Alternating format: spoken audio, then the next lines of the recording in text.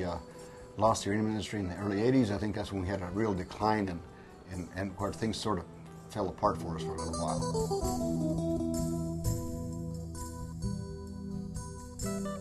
We had businesses that went out of business. And as a matter of fact, some of them are still boarded up right now.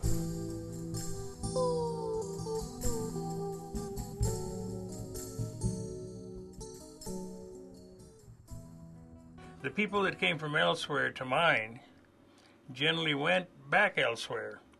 But the people locally that had been employed and the numbers that stayed, our roots went very deep and we weren't going to move anywhere else.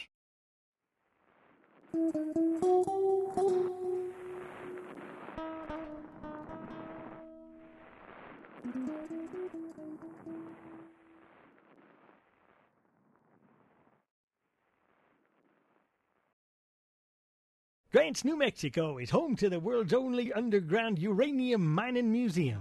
It all started in the 1950s when Patty Martinez, a Navajo Indian, found a bright yellow rock and took it to Grants to find out what it was. Come take yourself down a tour and see how uranium...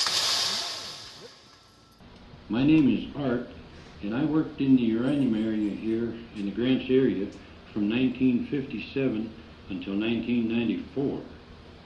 I'm going to talk to you today about the underground station area where you are located at this time. This is the area... My grandfather didn't know nothing about uranium. Didn't even know what type of material, mineral that he discovered or how dangerous it was. They had it posted all over, but we didn't know what radioactive was. You know, hell, we saw the signs. Ignore them. Hell, we didn't know until later on, you know, when it was too late. When did you first find out that uranium might not be very good for you? Now that I got old, I found out that I had cancer. And, of course, everybody here in town seemed to me like everybody's got cancer. Most of the miners that I spoke to will experience this split-second pain into the chest. Next thing they know, they're coming down with fibrosis or silicosis or cancer. Cancer is the word for it.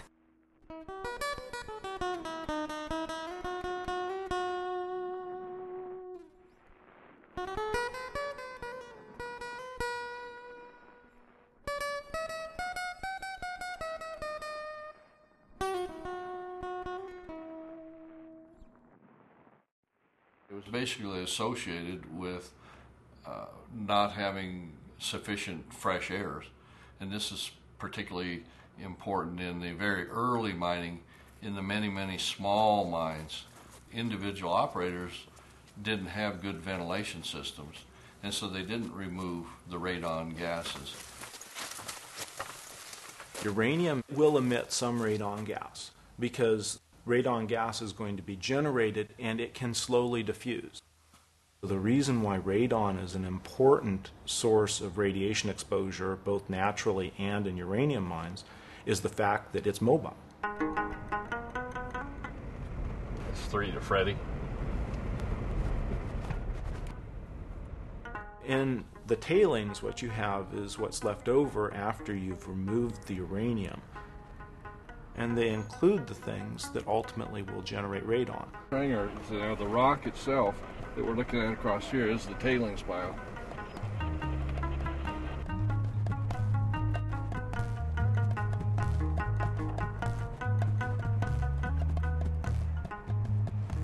There's a 3-foot clay cap compacted over the tailings and then a foot of rock to make it erosional stable for 1,000 years.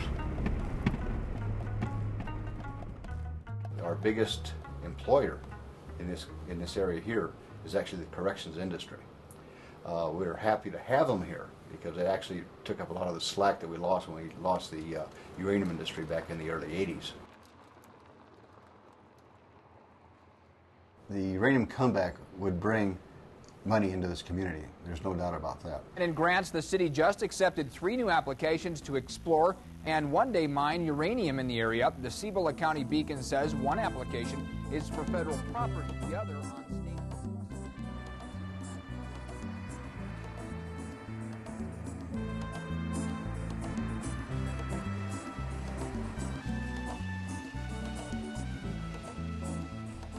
Nuclear energy is making a comeback, largely because there's been very large changes in the technology. Much of the modern approaches to uranium mining is shifting towards what we call in situ solution mining. There is no release of radon by this process except for very small amounts that might dissolve in the water. I would assume that probably uranium mining will come back to the Colorado Plateau. But that's going to depend on the competition with Canada and Australia.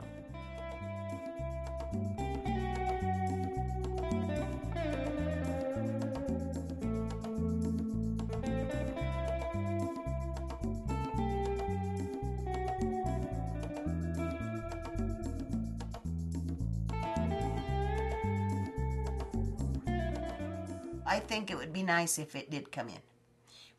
Because like I tell you, it's going to come, they're going to be more prepared for it, they're going to know what to do.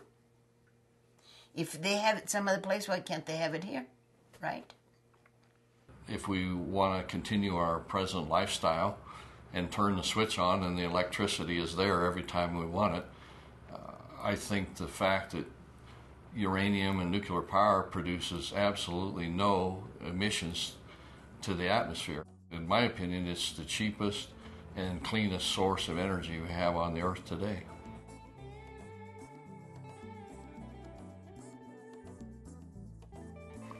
We should just leave everything below surface, especially we already got enough.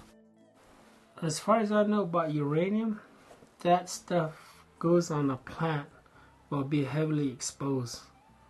Plants, water, life, wildlife. Today, Grants can say, well, we had our day with uranium and maybe it's coming again. There's already a talk of a renaissance.